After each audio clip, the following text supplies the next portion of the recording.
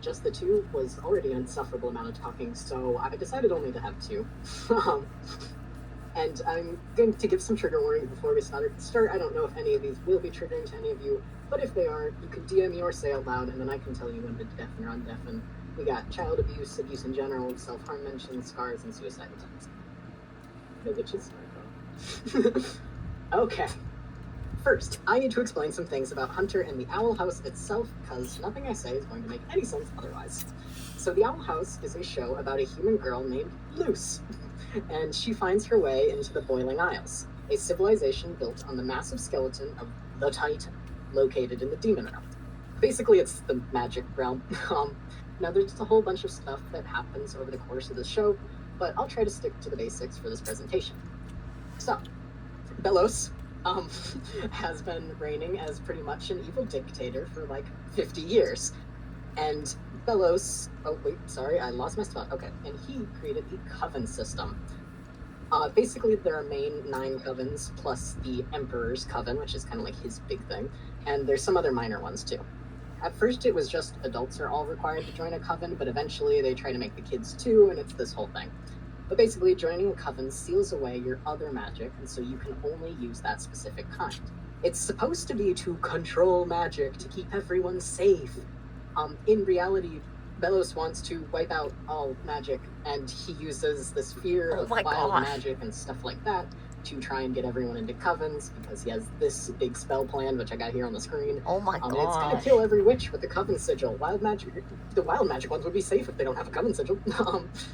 But anyways, pretty sad. This show is serious as hell. But now we're gonna go into Hunter specifics, because I've already yapped enough about just the show itself. Hunter. Oh my god.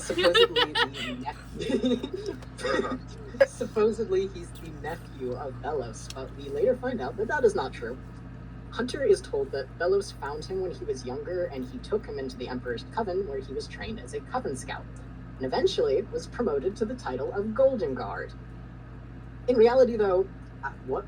Hello, I didn't press that. Okay. In reality, Hunter is actually a Grimwalker.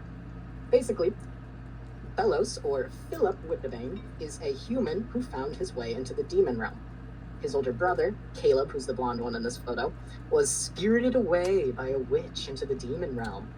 And it was 1613, so it's Puritan times, and the two of them were witch hunters. So Belos was really pissed off about this, and he set out to save him. And over many years, he somehow ended up as the Emperor of the Boiling Isles, with the mantra that wild magic is evil and it's got to be eradicated, because wild magic is the reason he lost his brother. Philip, or Belos, actually killed Caleb. The witch that Caleb was like in love with, she was pregnant, and she gave like one of the characters in the show, or some of them are like related to her. It's interesting. But he didn't kill her, obviously, since she gave birth. Anyways, Belos started making his Golden Guards, which are Grimwalkers, and Grimwalkers are basically clones made from different magic parts, and they're clones of Caleb, his brother. There have been many Golden Guards, as you can see in that photo. That's a bunch of the dead Golden Guards, and they have all eventually been killed by Belos for going against him. Wait, hold on. Makes a new one. I have a question.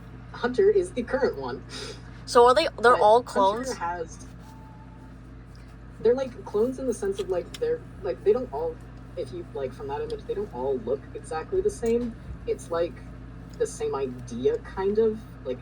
It's weird, but basically he's supposed to be a clone, but he doesn't have any of his memories. Okay. That's why Belos was able to just like say, "You're my nephew." So Hunter doesn't know about any of this at all until later in the series. But now that we have that out of the way, we're going to get into the first theory of sorts. My voice cut out on that. So the first theory has to do with something I noticed when I first watched was that Hunter is the only Coven Scout of the ones we see on maps, which this photo shows a bunch of them. There's some more over the course of the show, but this is a lot of them all at once. He's the only one with scars. Now, I kind of assumed that this was because all of the other Coven members start when they're already 18 or older, and theories suggest Hunter was around 3 or 4 when he was created as a Grimwalker, and knowing Belos, he probably started training him like instantly. And a little kid is bound to make simple mistakes that result in scars when attempting to do the same rigorous training that adults are doing. I also saw some theories that his scars are actually Caleb's scars from being killed, and they transferred over in the Grimwalker process to all Golden Guards, but I don't know, I think that one's stupid. It's not all that dumb, I don't think that one's true. However, a fan fiction actually introduced me to the theory that Hunter was physically abused by Belos, and I feel kind of fucking stupid for not picking up on it earlier. Because, like, that X scar that is on his knee, down there and, like, left, whatever, that type of scar that can't happen from an accident. Someone has to purposely make a scar like that, so... Yeah. Oh, no. But anyways... Teacher, I have a question. Teacher, I have a question. Oh, yes. Teacher, I have a question. Go back to that slide, please. Yes. Is he wearing Crocs in that one image? Absolutely. Okay, lovely. Sports mode. Crocs. Oh, I love an unfashionable king. Where was my spot? Okay. So, Belos, the guy we mentioned earlier, he has this curse that kind of makes him turn into a super scary, big, Holy demon, moly. deer-like monster. Now, Belos is also just a horrible Trap? human being, Is that and Burn he Trap? sucks a lot, kind of like my car. Is What was that? Is that Burn Trap? that Burn Trap from Five Nights at Freddy's? Belos is like, he sucks a whole bunch, but he's an incredibly composed person usually, and an impeccable manipulator. He is top tier, better than those dealers today, damn. But his curse, his cursed form kind of makes him lose some of this, and it instead guides him by through rage. So I'm going to highlight a few different areas in the Owl House that make it kind of apparent that Hunter is abused. But I think one of the most important scenes that we're going to start with is in Season 2, Episode 6. Oh. Someone play that. Jesus Christ. I'm so sorry, that was loud. That's okay. Oh.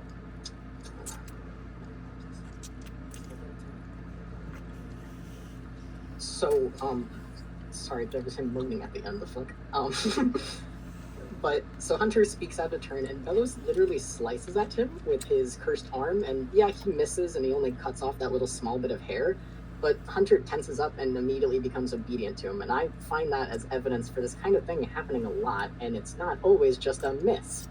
If Belos always missed, Hunter probably would not tense up as much as he does. He braces for impact like he's expecting more. He doesn't open his eyes for much longer than necessary. Also, where Belos strikes at him is really close to Hunter's big cheek scar. So, kind of matches up low-key. Oh, and on a related note to this flinching, this clip I wasn't originally going to use, but then I found it randomly. There, it's him flinching again. Oh, like that was a quick moment. He, like, literally flinches away from that hair thing with literal tears in his eyes, too. I don't know if you noticed that. Yeah. It was quick, but... with the way Belos is, his anger issues, and how he clearly does not care about harming people, it is not hard to see how this physical anger could lead him to harm Hunter. In addition to that, Belos sees Hunter as a pawn. There's a whole bunch of a big complex going on here that I could elaborate around, more because of him being, Caleb and all of that stuff. Anyways. But he sees him as a pawn, something beneath him that has to obey him and hangs on his every word. He treats him with no respect and knows that Hunter's not going to tell anyone if Belos hurts him. I mean, he quite literally possesses Hunter. Oh, no. And this leaves him with even more scars. And these new ones are 100% from Belos, as we literally see it happen. Belos actually killed Hunter. The only reason he's still alive right now is because his talisman bird, Flapjack, who also died and gave his essence to Hunter so that Hunter's not dead, but now left those scars. Anyways, so Holy obviously moly. Belos has nothing against hurting Hunter. And then got another clip. In Season 2, Episode 13,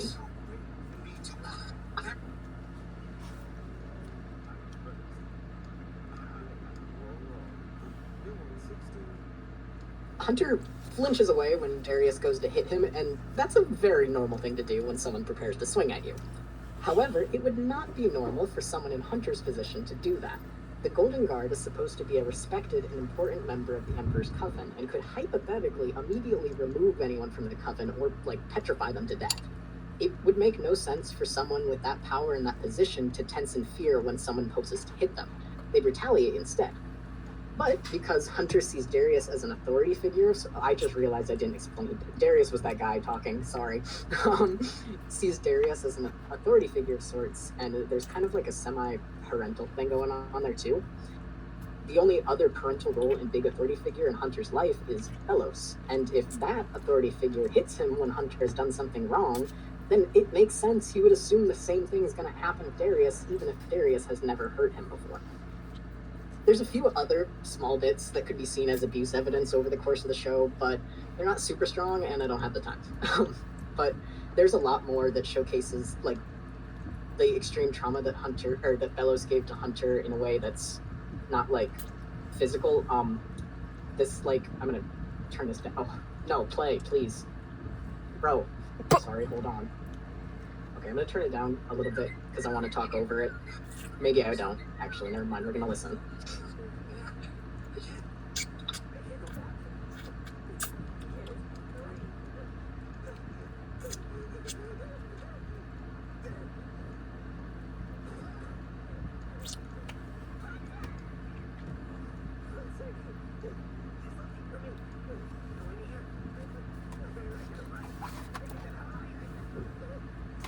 Okay. Holy So- moly. Jesus. There's legit whole videos, like this video, about how this kid has PTSD.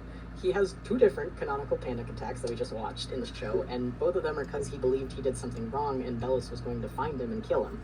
Which, I mean, he's not believing that for no reason. That's probably true. Well, it is true. Hunter also implies that he's going to kill himself if he fails Belos. That wasn't in these clips because it's a different scene, but that's also kind of an abuse hint. His line in that scene is, "But I can't go back empty-handed," and after a crazed cackle, he mutters, "Not again," as he digs a grave for himself to rot in. Uh-oh. And when Belos possesses him in season 3, episode 1, he also tries to kill himself, kind of. It's fully with the purpose to get rid of Belos, because Belos is inside of him. That sounded wrong. Belos is possessing him. And Belos is technically the one that actually like throws him into the water. Like,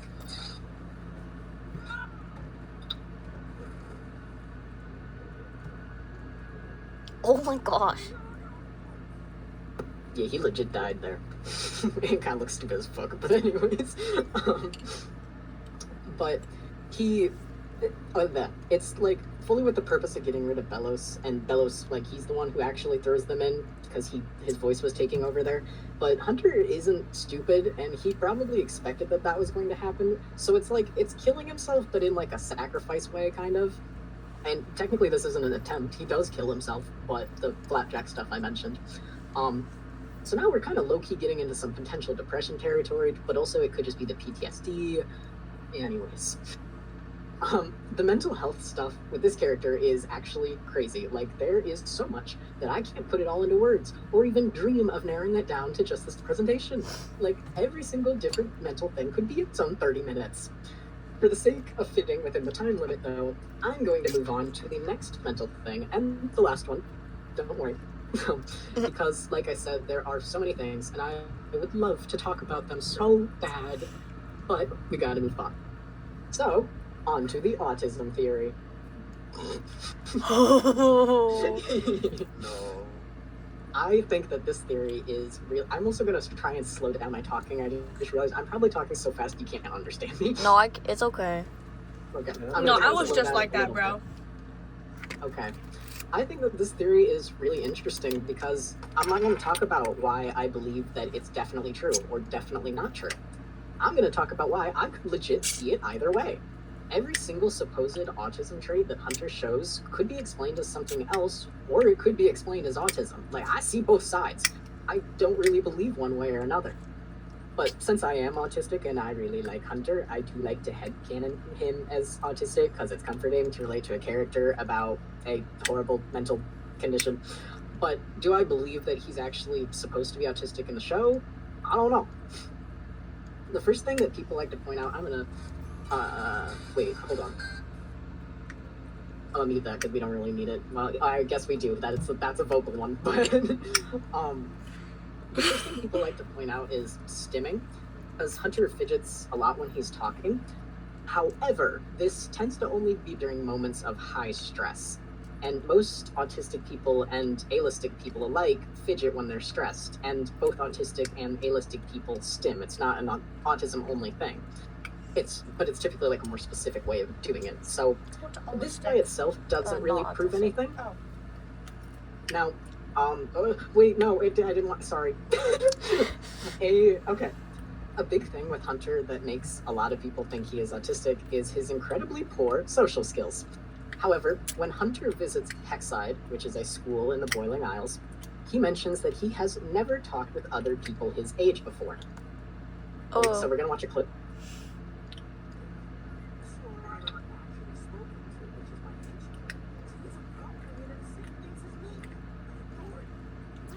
Oh. The loser. Oh.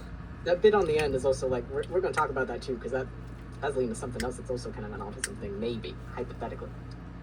But there's been comments throughout the show from... Oh, wait, no, actually, we're talking about it right now, never mind. There's been comments throughout the show from both Darius and Belos about how Hunter always does exactly what he's told. His poor social skills are shown as a complete lack of understanding of what's expected of him in a situation, and having a hard time understanding that his perspective of life and his past experiences are vastly different from others. He also doesn't understand sayings, however, it's always when Luce is saying it, and Luce is a human, so it could just be people don't talk like that in the demon realm, or like, I don't know, that by itself, but also like, why are they including in the cartoon? I don't know. It's kind of funny though. But Hunter's lack of social skills and his love for rules and structure, all of that, it could also be explained by trauma and forced isolation. Later on, Hunter yet again admits that he hasn't had much normal socialization in his life. We're going to listen to that clip too.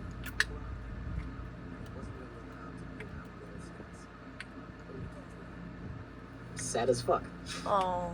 Pretty much all of his social skills and comprehension of how talking works is from Belos, a top-tier manipulator and piece of shit. When you're 16 years old and you've never talked to someone your age before or interacted with people not a part of your like-minded group, that group being the Emperor's Coven, you're gonna have a damn hard time trying to talk to people in a friendly manner. So I think that this part, like, that the trauma, like, not seeing people and all of that, that part's 100% true as to why his social skills are like that. But I can see the argument that his poor social skills are then exasperated by autism being on top of it. And now, actually, now I'm going to mention that Rule 11 talk. I lied earlier. We're going to play a clip again.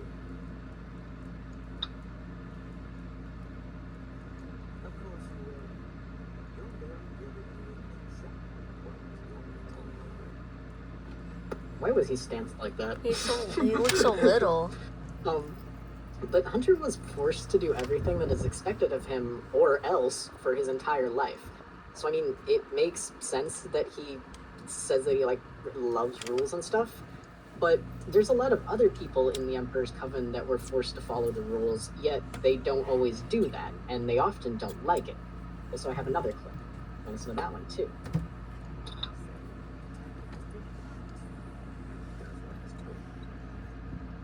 Hope ass. Oh. But the thing that's different between Hunter and the other Coven Scouts is that most of them are older and they're not traumatized to the extent or in the way or for the length that Hunter is. And Hunter was also literally crafted by Belos to listen to him, so who's to say if the rule following is autism or not? And I didn't want to hear it again. Sorry. Wait. Okay. On the topic of being crafted for a purpose, I think Hunter's physical and mental Golden Guard mask is one of the stronger pieces of evidence for autism. Hunter literally wears a physical mask as the Golden Guard, and he plays a completely different persona when he's masked. He has a different vocal pitch, personality, and pattern of speech. This persona is lost after he's unmasked, but it does come back when he gets a brief replacement mask in Season 3, Episode 1. Now, this part I have also seen as a conversation about potential DID, which is a whole other can of worms that I would absolutely love to get into, and I read a beautiful fanfiction about it that's not complete, but I don't have the time for that right now. Even without his Golden Guard mask when Hunter's in the demon realm, in the human realm with everyone else, because that happens at some point. I really should have explained that. He still masks to a degree, not a physical one, but masking in the autistic sense. It's not the Golden Guard personality that he's putting on, but he tries to seem tougher than he is and like he's still in control of himself despite everything not being that great. This personality falters at different parts, but he attempts to put it there all the same. And we're going to watch a clip of exactly that.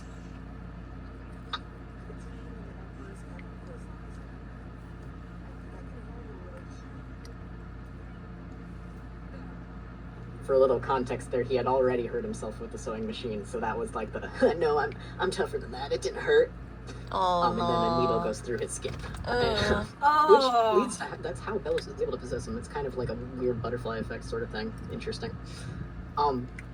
But is this masking persona like necessarily autism? And like I said, maybe it's DID. Or maybe it's another result of trauma not allowing him to show who he really is out of the fear of punishment. Who knows? Now, another autistic trait from Hunter is his verbal shutdowns of sorts. This one is muted, because we don't necessarily need the audio, and I want to talk over it. Now, I could see these being explained by trauma making him too scared to talk, because, like, in this clip, he just found out his whole life is a lie, so, I don't know. Or just simply not really having anything to say in that moment, or just not knowing how to communicate what he's feeling, not necessarily a verbal shutdown. That's like, I don't know, I can see it as either. Excuse me. Now, a verbal shutdown, let me explain what that is. It's not just being quiet, they're very different things, and it's not completely obvious which happens to Hunter. Verbal shutdowns are defined as the freeze part of the fight, flight, or freeze response. A shutdown in general usually happens in response to emotional and/or sensory overload. The verbal shutdown part is when someone finds it hard to speak, so they only have short 1 or 2 word responses, or they don't talk at all. I felt the need to clarify this term because I have met a very limited selection of people in my life who have understood that concept. I legit had one today.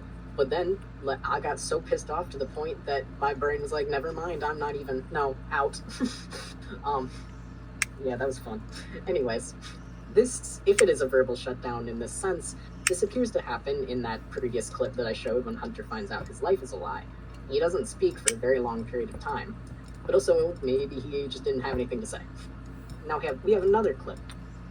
When Gus questions if Hunter left the Emperor's Coven, which we'll see that in a moment. Also, he's coming down with another panic attack.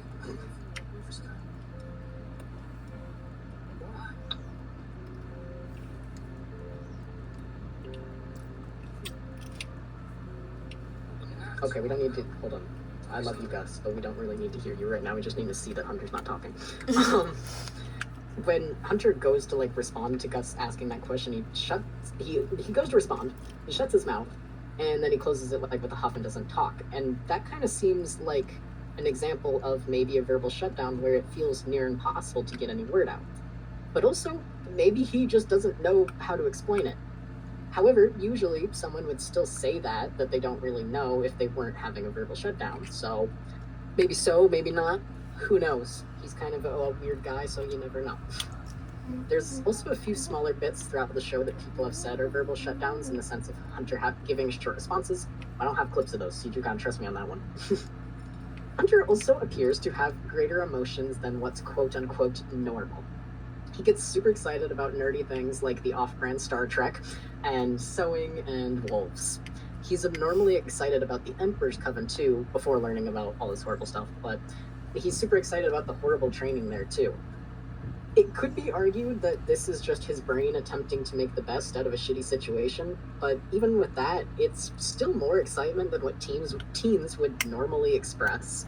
But also this greater excitement could be to compensate for how shit everything really is. It's kind of hard to say. And greater emotions correlate to strong panic attacks, which I showed before, and none of these are panic attack images, but they're still like him being in distress. And all of his panic attacks, are the two of them, I guess, they're over valid things, but to my memory, I do not think any other character has a panic attack, or at least to the degree Hunter has them. Other characters, including teen characters and younger ones, have been through tough shit. So the fact Hunter reacts that way and others don't could either be the strong emotions from autism, or panic disorder, or his specific severe childhood trauma, or all of them, or none of them, or I don't know. As a final add-on to that big emotion talk, Hunter blushes constantly. I was scouring for this isn't even all of them. There are more images. And before you question, it's not just in the Owl House all the characters blush, because I mean they do at certain points. None of them blush as much as this man does. No, like, he doesn't stop, I swear to God. And I lost my spot again. Okay.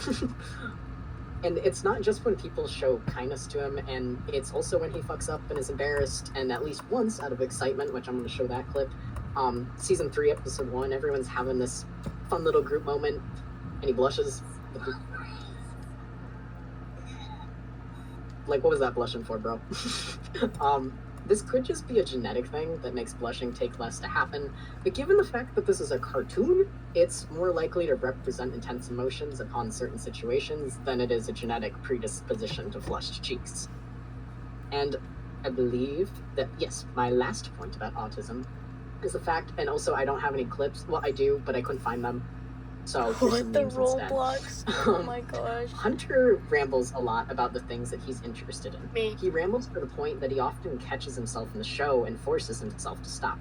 He's been reprimanded by Bellows for his rambling, yet he continues to do it. And that kind of gives some evidence to it being a deep-rooted thing he can't just turn off. Because even with trauma telling him it's bad, even knowing, like, I might get hit for doing this, he still doesn't stop. Are you trying to go to bed? And sometimes when he's rambling, other people don't care about his ramble, or they're clearly not listening, like when he rambles about Titan blood in the cave and stuff, but he continues nonetheless.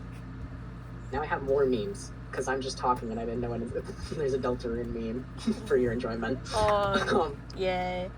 Now, this kind of leads me to my theory that if Hunter has autism, I think he might have ADHD, which is the combination of autism and ADHD.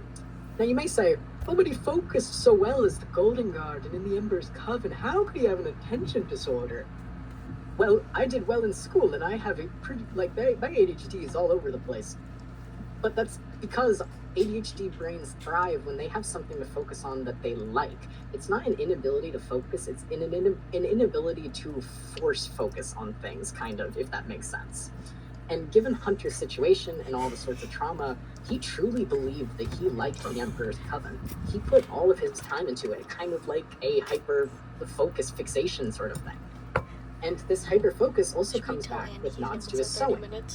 Now, that first piece is... You got 3 minutes left.